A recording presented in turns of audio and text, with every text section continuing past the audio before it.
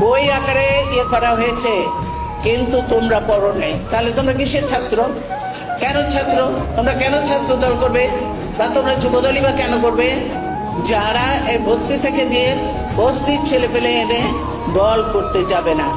সংখ্যা আমি দেখতে চাই না। আমি ওই যে বলেছি যে খালেদা জিয়া ভয় নাই, রাজপথ ছাড়ি নাই, এই কথায় আমি বিশ্বাসী নই, এই কথা আমি মানি না।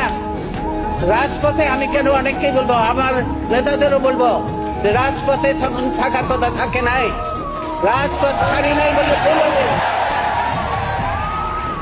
রাজপথ ছাড়ি নাই বলে ভুল হবে। এই স্লোগানগুলি দয়া করে আর দেবে না। ভালো স্লোগান শেখো, ভালো স্লোগান দাও, তাহলে কাজে দিবে। বুঝেছো?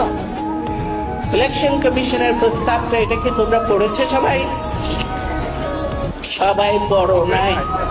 এটা বই আকারে করা হয়েছে, কিন্তু তোমরা পড়ো নাই। তাহলে তোমরা কিসের ছাত্র? কেন ছাত্র?